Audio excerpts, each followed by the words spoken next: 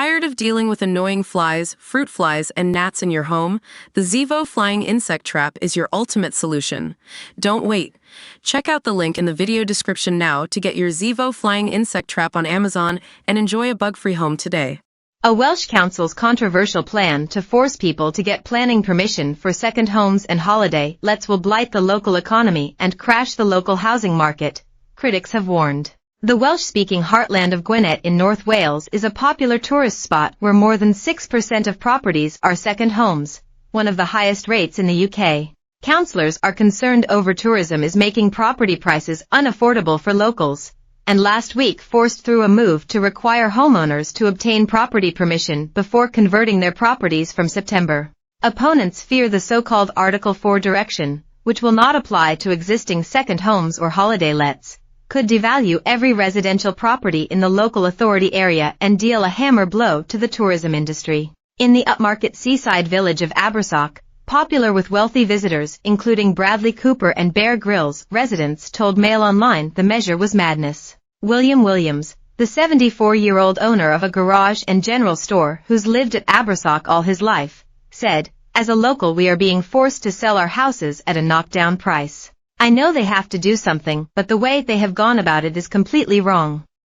It's only affecting the people who live here, not the holidaymakers. It's penalizing people for living in a certain area."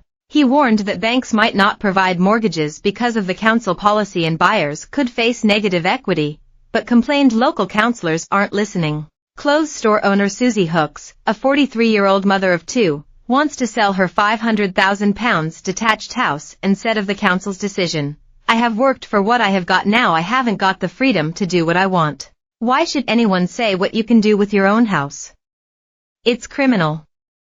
The solution is to build some houses or for people to move out and work and then come back." Gwynedd, which encompasses Snowdonia and some of the most beautiful parts of the North Wales coast, has already targeted second home owners by adding 150% onto their council tax bills. The average first-time buyer in the region paid £166,202 in May 2024, compared to £186,764 for Wales as a whole and £238,284 across Great Britain, according to the Office of National Statistics, ONS.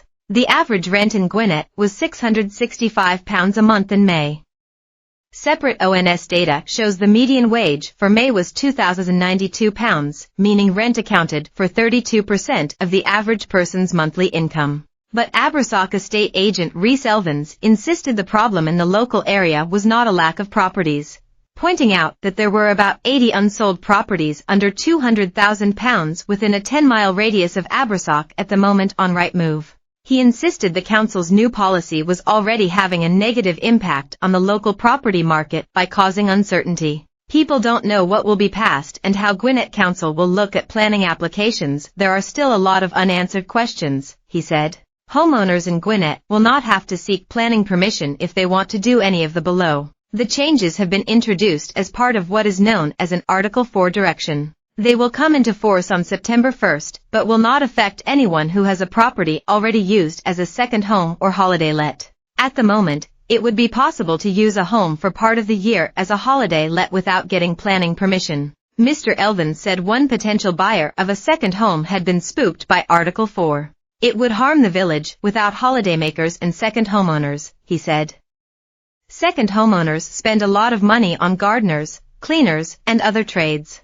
Some critics have raised concerns that the policy could make it hard for older people to sell their homes in order to pay for care costs. Others said the lack of industry in the area was the main reason young people moved away, not a shortage of houses. Glenys Bisson, 75, a member of a residents' group opposed to Article 4, said £73,000 had been raised to seek a judicial review. She said, "I'm furious. It's a madness policy. None of us has a right to live where we come from." Councillor David Murig, Gwynedd's cabinet member for the environment, defended the policy. He said, "Singer Gwynedd wants